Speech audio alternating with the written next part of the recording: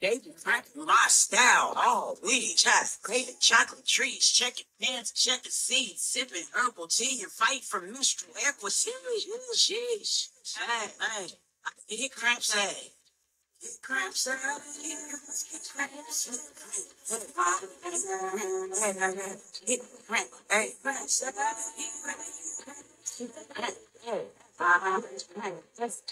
Hit Cramps hey. You're now tuned in to the Hit Cramps Ass podcast with your host, Brittany Walker, advocating for menstrual equity, period poverty, and womb wellness. New episodes on Menstruation Mondays. Hey, happy Menstruation Mondays, everybody. Welcome to the Kick Cramps Ass podcast, where I am your host, Brittany Walker, coming through on Monday, May 8th, for some more gems for you today. Again, guys, this podcast is all about fighting for menstrual equity, combating period poverty, and healing through womb wellness. So we're going to go ahead and get started. So today's episode, we're going to be talking about helpful hints. That is actually the first chapter in our NNG's formula to kick cramps ass, blueprint to naturally get rid of menstrual cramps. So that is what we will be talking about today. I have 13, it's my lucky number, but 13 helpful hints that I want to go through today, just go into more details that could be helpful for you as you conquer your menstruation journey. All right, so we always like to kick off the podcast episode with the I Am series. I Am is the acronym for inspiration, affirmations, and manifestations, which is a power statement that we like to encourage for you to utilize on a daily basis multiple times throughout the day.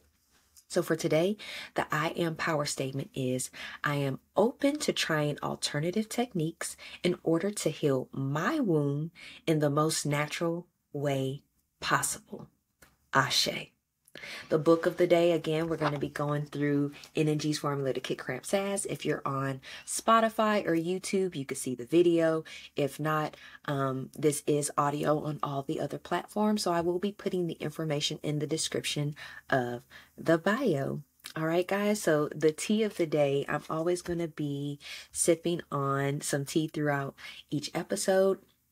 And we are sipping on our Cramp elixir. It is available on our website, but it has a slew of different herbs that are really essential for your womb healing. So we have red raspberry leaf, hibiscus, nettles, calendula, motherwort, mugwort, tree berry. We have vervain, we have ashwagandha, ginger, turmeric, and cinnamon, just to name some of them. We also have some orange peel and some lemon peel to give it a nice citrusy flavor for you. So we hope that you enjoy. So let me go ahead and take a sip.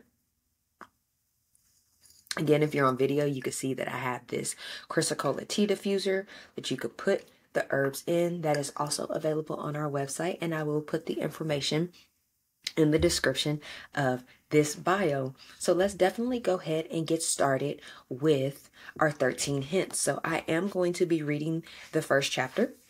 Guys, it's only a few pages long. It's going to be a really quick read. And then I just wanted to go into more detail about each hint. So to kick off, I did, again, if you can see the video, I'm showing to the screen on Spotify and YouTube. If not, I have, in this book, it's a mix between my case studies and then being a scientist from being a plant-based nutritionist and having a biology professor background. I definitely included information from other researchers and other case studies and other medical and clinical journals that are reputable. So the first resource today is, dysmenorrhea seems to be associated with late or early menarche, prolonged and heavier than normal menstrual flow, low body weight, and body mass index, inadequate physical exercise, genetic predisposition, active and passive cigarette smoking, low socioeconomic status, diet, stress, and mental illness. So again, they're saying that chronic cramps can contribute to any one of those things, or those things are factors that are making dysmenorrhea so prevalent. Again, guys, dysmenorrhea is heavy menstrual cramps. It's a diagnosis that you could be given by a physician, a OBGYN, for somebody that's suffering from heavy menstrual cramps each month.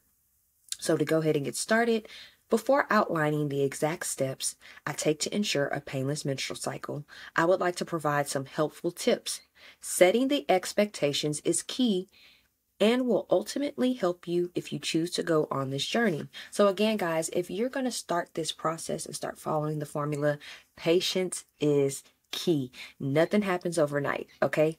Nothing happens overnight. Just like it took you many years to accumulate a specific diagnosis or to start having specific health issues, it can take a significant amount of time to do the reversal when you are going a holistic route. But just know, even though it's going to take more time and it can be frustrating through the process, it is going to be much more rewarding because you don't have added chemicals and added things in your body like foreign objects or anything that can really hinder you through your journey of life and throughout your remaining menstrual cycles that you may receive in this lifetime.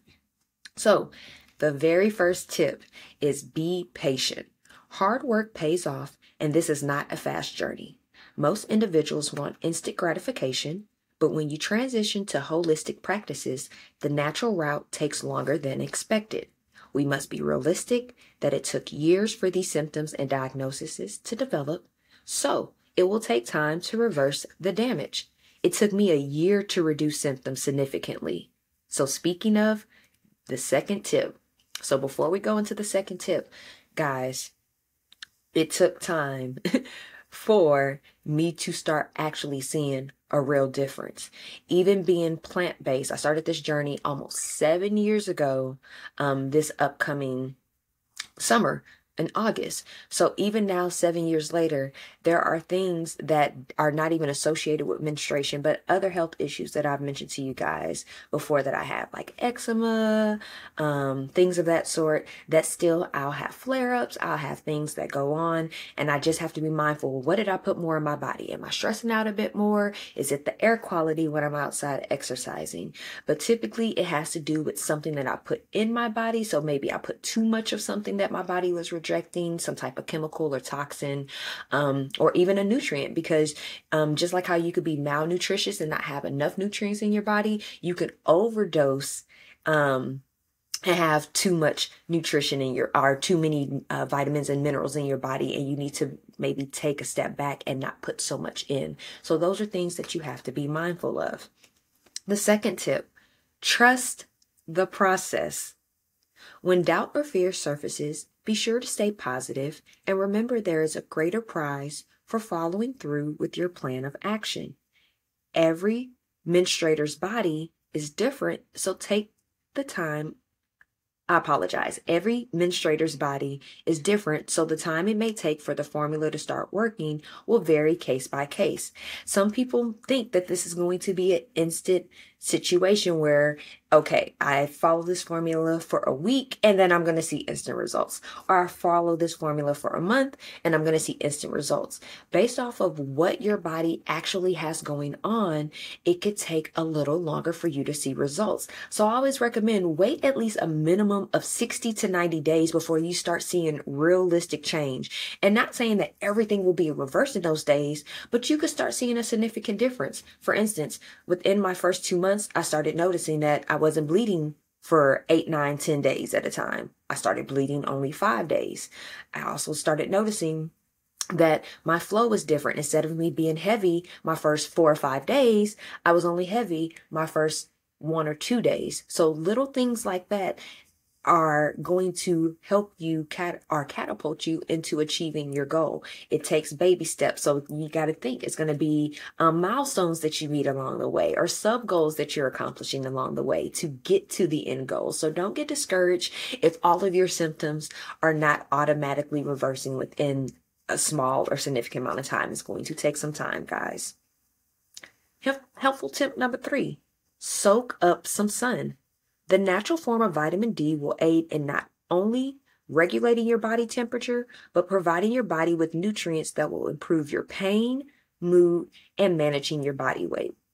You will hear a lot of people say how deadly the sun can be to you, but the sun is actually very, very instrumental in our body's development, the maintenance, even repair. If we have issues going on in our body, sun is the only natural form of vitamin D. A lot of cancers, a lot of cysts, especially like uterine cancers and ovarian cysts that are developed frequently, fibroids, it's a lack of vitamin D in your body. Okay, so you will see that if you have developed cancer, or if somebody says, hey, we need to do some screening on you, maybe your white cell count is off a bit. If you increase the vitamin D in your body, it is going to be a significant change in your body, and it's going to be very crucial for you avoiding certain chronic illnesses that have hindered our culture. Helpful tip number 4, be mindful of medications. I did not take any medication for over 2 years before my cramps completely went away. Be aware that if you are on prescribed medication, the ingredients may be contributing to cramps and inflammation. So, if you have listened to me before, if you have gone to previous workshops, I am a big advocate of not utilizing Western medicine. I am a firm believer that there are a lot of medications that make you chemically dependent on them, and that actually hinders your process. So for instance, I was on several medications throughout my menstrual journey before I started doing all of this reversal. I mentioned to you guys before, bipolar 2 disorder, type 2 diabetes, chronic allergies, ovarian cysts, even taking the medication for the heavy menstrual cramps. Things of those chemicals that are actual ingredients that are in the medications are actually contributing to worse uterine health issues. A lot of fibroids, a lot of cysts are developed based off of different medications that you're putting into your body. It also, certain medications throw off your mood, so you not having a stabilized mood during your cycle. Your hormones are up and down. You might be having headaches and other reverse side effects. So maybe like heat flashes and things of that sort. So you might want to check into the medication that you're using and be more mindful to actually look up every single ingredient that makes up that medication. Just because the doctor prescribes it to you does not mean that that's going to be the best thing for you. Why? Because in order for the medical industry to continue thriving, and in order for pharmacists to stay in employment, they're going to tell you what they need to tell you to keep Big Pharma going. They're going to tell you what medications are going to be helpful for you, even though they might have not been properly studied, or we have legitimate case studies on them to see what those medications will realistically do to our bodies years from now. For instance, the IUD, although it is a popular form of birth control, there are many people that have issues with getting pregnant once they're ready to, after they remove the IUD from the body, because the amount of estrogen and progesterone that is being removed or inserted in your body, it is destroying the lining of your uterus. So once the lining of your uterus is destroyed, that can cause infertility issues and future complications if you are able to move forward with getting pregnant. So again, you want to be mindful of the medication you're putting in your body. I personally stopped taking birth control because I did research and saw that the birth control that I was currently taking at that time and past forms of birth controls that I had tried were not beneficial, especially for women of color, as it was destroying different forms of DNA and structures in our body that was not going to be conducive when we were ready to actually conceive. So you want to be mindful of these things. Again, just like how we talked about the food that you eat, just because somebody gives you a medication or a recommendation doesn't mean that A, you can't get a second form of opinion, but also B, that you need to do the research yourself. You need to read your label. You need to see what is included in that medication. And if it doesn't have the ingredients listed, you can actually go look up these medications online. You can go to, for instance, shout out to Dr. Ashley Wade. She has a pharmacy consulting company. I can put her information in the description of this bio. You can go see other pharmacists or get a second opinion. And again, know what you're putting into your body, and just don't believe like, okay, just because the doctor told me so, then that's going to resolve it. Because guess what? Doctors are human and they make mistakes as well. And they're not thoroughly educated on what those medications can realistically do to you, especially for these newer medications that just came out and we don't have realistic studies. And coming off of me just doing a health equity workshop, we studied the book Medical Apartheid by Harriet A. Washington, where it discussed that a lot of experimentation has been done on people of color since plantation days, and birth control and reproduction control and things of that sort was very prevalent in that book. So I'm very mindful of what I put into my body, because guess what? The womb is what's going to cause us to continue to procreate and to produce life in this world. And if there's a way to hinder that, especially when it comes to specific cultures or specific situations, or even just population control because of so many people being in the world, those are things that we realistically need to be mindful of, and don't think that it's just some random conspiracy theory. All right, guys. So moving forward, tip number 5, stay hydrated. The more water, tea, and freshly squeezed juice you consume during your cycle, the better, as it reduces discomfort and PMS symptoms by replenishing the fluids that the body is releasing. Again, guys, I mentioned freshly squeezed juice. So not juice made from concentrate, not the juice that's easily that you can go inside of a grocery store and grab. We need fresh squeezed juice. And if you don't have a juicer or have the accessibility to make fresh squeezed juice at home, I know it could be expensive to go out and purchase it. Just be mindful of, if you can't make an actual juice, then try to take those seeded fruits, not fruits that are not no seeds in it, seeded fruit, because those are actual real fruits that were not man-made in a lab. Believe it or not, food is being produced in a lab that is not as nutritious as people think. So again, seeded fruits, you could take all of those seeded fruits and put them in a blender and actually make a smoothie with them. If you don't have accessibility to a blender because you are in the process of fighting period poverty yourself, then eat those fruits whole. Consume them whole in the form that they're in, and they're going to be helpful for you. When it comes to water, a reputable source of water, be mindful of these different water companies. You could do your research to see which water companies add a lot of chemicals into their water. For instance, I personally won't drink water like Dasani. Dasani is very popular. You actually see Dasani in like major stadiums, sporting events, things of that sort. But Dasani has a lot of chemicals in the water that are not conducive for the human body. So things that you want to do research on your own. All right, guys? Step number 6, I am not a doctor. However, I am a plant-based nutritionist, a former biology professor, and a retired chef who lives by this formula, and it works for me. If you have pre-existing diagnosis, I can understand your concern, so practice what you feel most comfortable with. Again, guys, I'm not a physician. I don't have a medical degree. However, I have worked for a holistic doctor, and I have had several patients over the years that I've assisted with reversing their chronic illnesses and diseases, and not just on the menstruation world, but various diseases altogether. Give me 1 second as I take a sip of tea, please, guys. The tea is so good. And I'm not just saying it because we made it, but it's so good. And it doesn't even have sugar in it. But if you want to add a natural form of sugar, you could do dates or date syrup or raw agave. That will be my alternatives and my go-to for the healthiest form of sugar. You can also do monk fruit if you have access to it.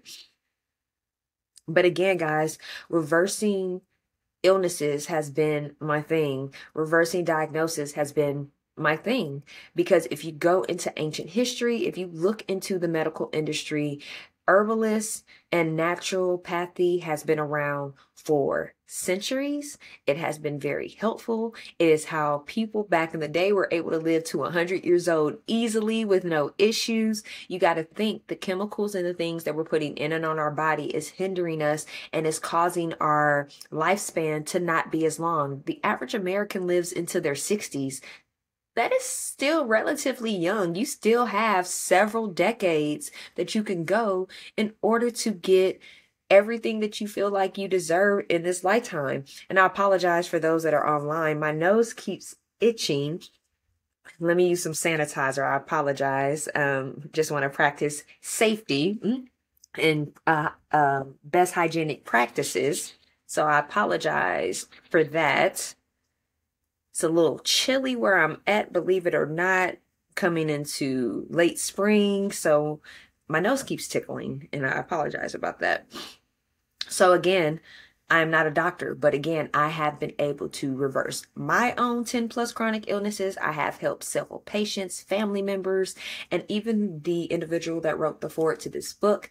I am going to read the foreword before the end of the season. And if you do come to any of my workshops, that individual will be there and also be assisting with giving their story and their journey and how it has really helped them really reverse all the issues that they had with their menstrual cycle. Tip number 7, avoid foods that are processed, have added sugars, and salt. These ingredients and methods aid in developing inflammation and PMS symptoms in the body. So I mentioned earlier about be mindful of the foods that you eat. You need to read all of your nutrition labels. It is on there for a reason. They are letting you know what ingredients are inside of that dish. But also, when you read your ingredients, the first ingredient that is listed on that list is the ingredient that is most prevalent in that item. So it goes in descending order with what ingredient is most in that item and trickle down. If that ingredient starts with salt, high corn fructose syrup, any type of sugar, a chemical name, especially if you read it, you're like, what is that? If you instantly have to ask, what is that? That means that it's probably something you should not be putting into your body or that you can't take a lot of. There's a lot of foods I mentioned before that are banned in the United States. That are banned in several other countries, but the United States still continues to give it to our citizens. Why? Because if you continue to consume those things, that's eventually going to lead to sickness and illness. Therefore, hospitals stay paid, doctors stay paid, pharmaceutical companies stay paid, and it's just a consistent cycle. There's a famous dye. I want to say it's like red number 40, something along those lines, but it's the red dye that's in most candies. So Skittles, Starburst, Sour Patch Kids. It's in a lot of drinks. So like Kool-Aid, fruit juices, apple juices, things that you would think that they're feeding the kids in grades K through 12 or through daycare, that is beneficial and is known that it directly is connected to multiple cancers, heart disease, stroke, infertility, but yet we still consume these things. And it's not that you're not privy to it, that they're not telling you that the ingredients are in that item that you're consuming. We're just not reading the labels to know, like, hey, this is not good for us, so maybe I should not buy it. Again, guys, I mentioned sugars. If you're going to put sugar in your body, I try to say limit the intake, get the natural sugar from seeded fruits. But if you do want to add sugar, like for instance, if you're making lemonade and you want to add some sugar in, we recommend, again, doing dates or forming date syrup by getting dates in water and blending it up. You can also do raw agave nectar. But yeah, I know people that do like raw sugar cane. That works. If you want to do honey, for those of you that are not vegan, actually raw honey is actually good for the body. But if you are practicing a vegan or plant-based diet, honey is not vegan. Just FYI, you need bees to produce honey. Bees are an animal. So therefore, honey is not a vegan or plant-based item. So things just to consider. Number 8, decrease your caffeine intake. Eliminate food, beverages, pain relievers, or supplements that contain caffeine. Caffeine increases estrogen levels, which activates PMS symptoms due to a hormone blockage, narrowing the blood vessels. Therefore, that increases inflammation. So caffeine is not as beneficial for your uterine health as people think. So if you drink coffee every single day, if you're consuming a lot of sodas, you got to be mindful of a lot of facial products contain caffeine. So you want to be mindful of the amount of caffeine that you are putting into your body. It will cause a lot of inflammation. It will cause a lot of bloating. So again, inflammation is what's going to activate your cramps, and we want to avoid that. So be mindful. even if you do consume caffeine and it's something that you're not ready to give up, be mindful of maybe not consuming it 2 to 3 days leading up to your cycle, so that your body has time to digest and absorb it and then kind of excrete it. Whether that comes out through your urine, your feces, sweat, it has time, saliva, it has time to excrete the actual caffeine. So be mindful of that. Even if the previous month you had an excessive amount of caffeine, it can take up to 2 cycles for that caffeine to affect your menstrual cycle. So be mindful of those things, guys. So things that you do 1 and 2 months, like for instance, we're in the month of May, things that you possibly did in March could still be hindering your cycle in the month of May. It can literally take up to 2 months to have a full effect and lingering effect on your body. Number 9, helpful tip. Number 9, focus on taking deep breaths when you feel the pain emerging. Breathing exercises are essential for cramps. Take a deep breath in, hold for 3 seconds, and then take 3 seconds blowing it out or exhaling. Repeat until the pain decreases to a manageable level.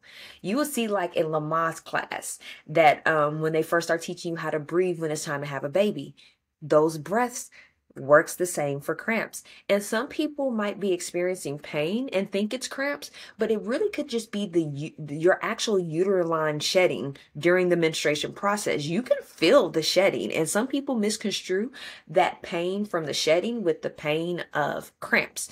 So you want to be mindful that you're doing breathing exercises. So just inhale for 3. So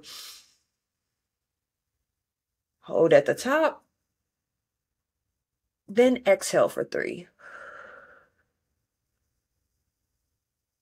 And repeat as many times as needed. Guys, it works. Even if you feel like you need to take more breaths in, you can do inhale for 5, hold for 3, exhale for 5. If you feel like you want to do more, inhale for 7, hold for 5, exhale for 7. Do what works for you. Play around with it and see what works for you. You can also do your research and develop other techniques that works for you. Don't be afraid to research on your own, guys. That's a bonus tip that I just threw in the mix. Don't be afraid to research on your own. The information is out there. Just make sure you're getting it from a reputable and legitimate resource. Helpful tip number 10. Be mindful of how frequently you are changing your underwear. The sweat and bodily fluids retained in the material aids in your overall vaginal health. I recommend eliminating underwear when you feel comfortable, and you will notice that when you allow her to breathe, you will experience less negative menstrual symptoms each month. All right, guys, so this is a big one. I know you're thinking, you don't wear underwear? I don't.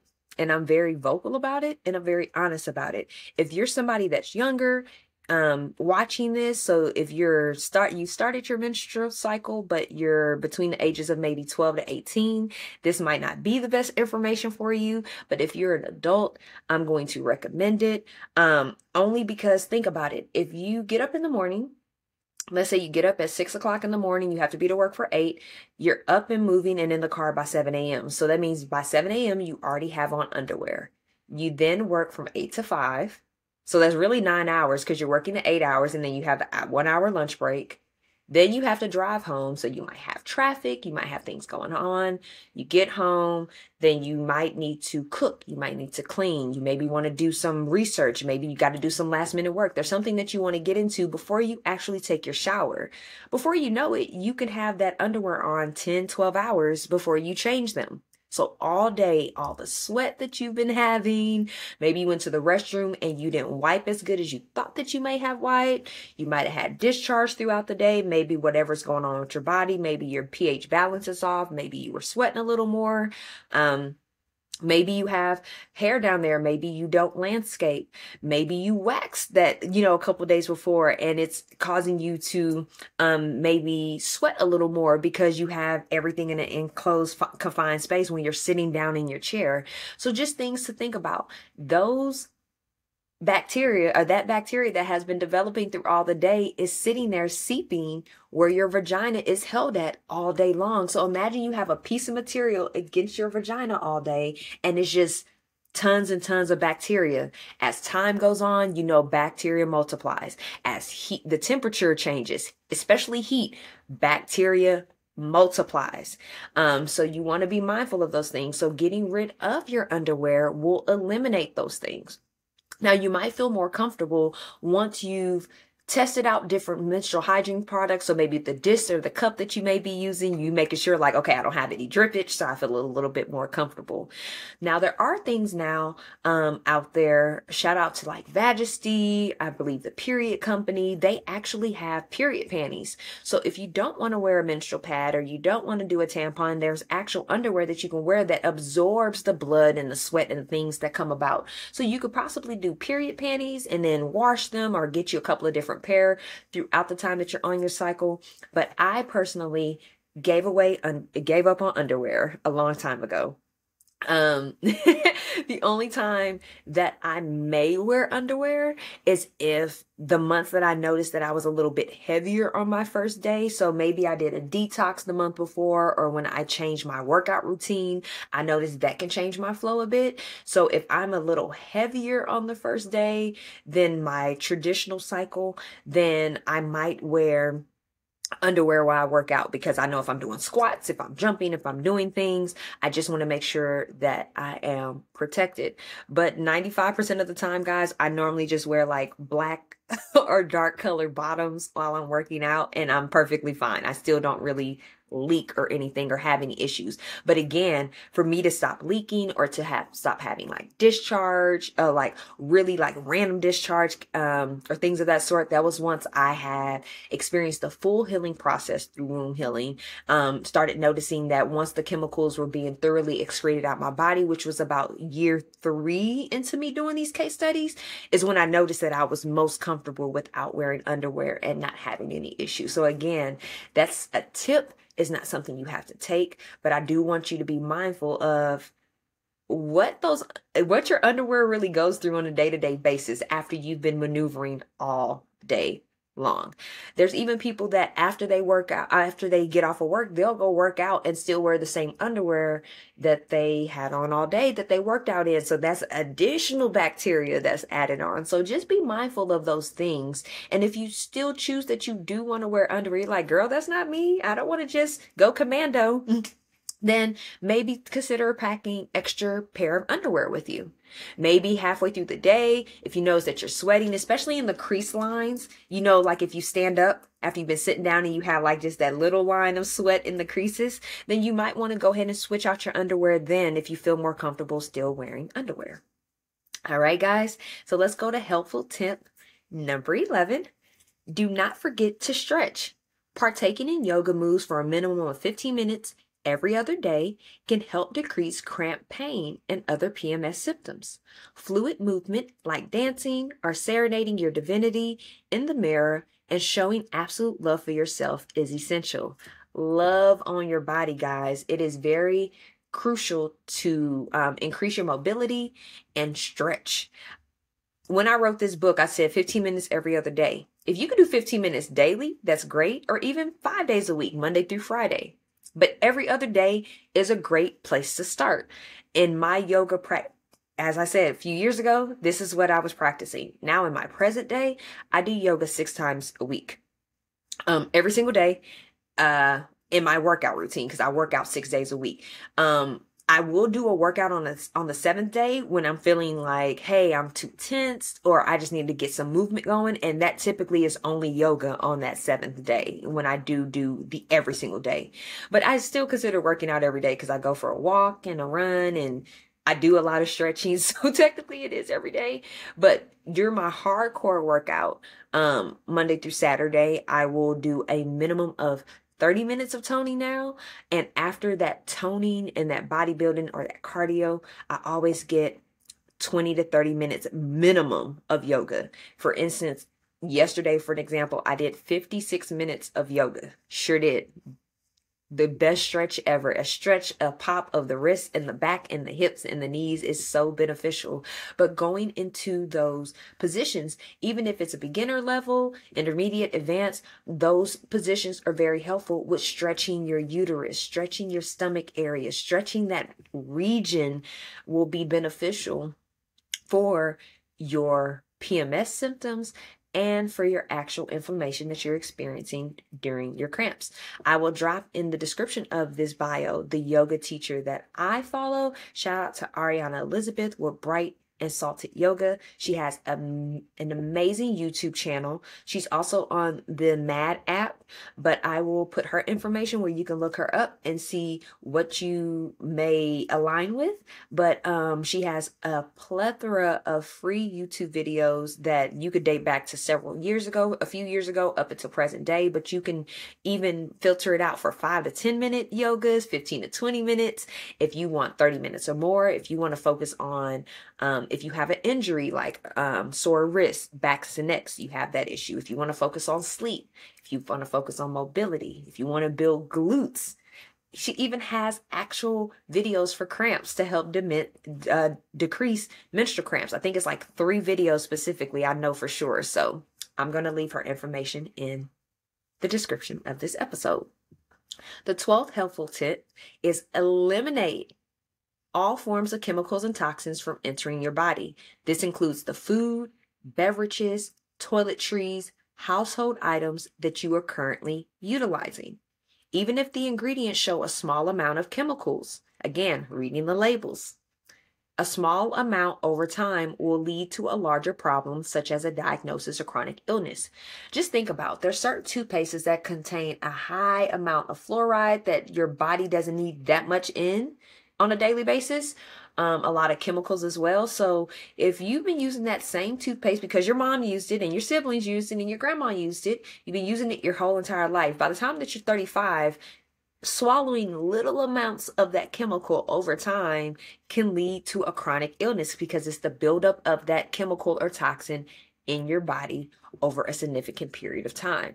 And remember, guys, disease just doesn't come out of nowhere. It takes a buildup. Even if you get like the common flu or cold, it's a already virus that's circulating, so that once it enters your body, it could take a day or so for it to really affect you, because you could be around somebody that was sick on a Friday and you might not feel sick till Monday, because again, it could take time. But when it comes to chemicals and the chemicals that are being stored in your body, that normally accumulates into something that is going to be a hindrance to your overall health. So be mindful of those things that you are using. I'm going to shout out to Garner's Garden. That's who I get my toothpaste and a lot of my natural toiletry products from.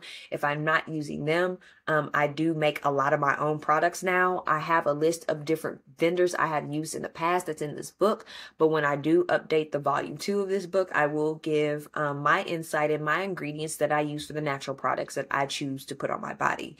But I will leave Garner's Garden information in the description of this bio and give you our discount code where you can go in and get products at a discounted rate on your purchases. So, and then our last helpful tip is helpful tip number 13. Do not quit. I'm going to repeat that. Do not quit. This is not an easy walk in the park, but it is definitely worth it. There will be times when you want to give up, but overcoming the obstacles will supersede the desire to quit. Stay disciplined. This is not an easy journey. I'm going to repeat that. This is not an easy journey, so you got to be prepared for it, guys. And it takes focus and consistency to achieve it. There's going to be times that you fall off. There's going to be times that you get discouraged, but you have to get back up and keep going. If you need to take a day or so to regroup, to get yourself together, there's nothing wrong with that. But you have to be consistent with your practice. That's how you're going to see real results. The time to become the best you is now. Take full accountability of the information that you will acquire and use this information to your advantage. Once you overcome the obstacles of transitions, everything will be a smooth evolution. So guys, those were the Helpful tips listed in Chapter 1 in Energy's formula to kick cramps ass, a blueprint to naturally get rid of menstrual cramps. So I just want to recap. We did go over the helpful tips for today. I want you to sit on that, let it resonate. In the meantime, let's definitely talk about our events that we have coming up. So Saturday, May 13th, in LA, it will be at the LA School of Comedy. Dignified Menstruation is hosting their celebration of menstruation event, where we will be giving a mini workshop on how to kick cramps ass and also vending our products. This includes our goddess box full of all the goodies that we use. We have our Cramp elixir, which is our herbal tea blend. We have our crystal color tea diffusers that we will our infusers, I apologize, that we have.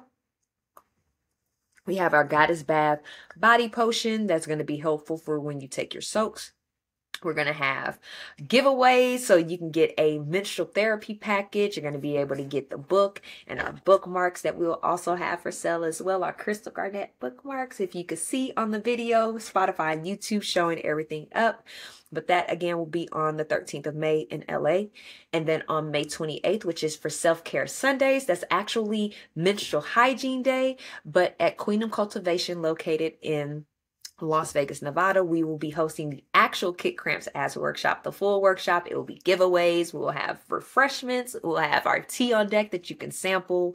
It's going to be so much great information, so many great gems that you're going to be able to take away and be very beneficial for your menstruation journey.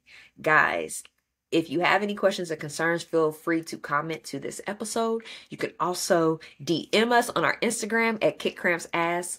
You can also send us an email at contact@kickcrampsass.org. All right, guys, be sure to like this podcast, save us, subscribe to us. You can subscribe to our website at kickcrampsass.org. Subscribing to us, it will give you a special gift towards future purchases, and it allows you to keep up with our news, any resources that we have for you guys. We want to make sure we're giving you the education that you need. Our monthly blog that comes out for Flow Fridays is going to be available through there. And then you can also just keep up with everything that we have going on.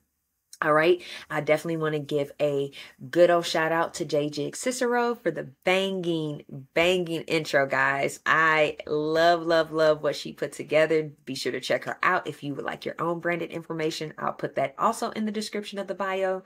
But there's not anything else, guys. I just want to send you a very happy Menstruation Monday. We want to manifest a positive, productive, and peaceful not only day, week, or menstruation month, but just a menstruation journey and all together.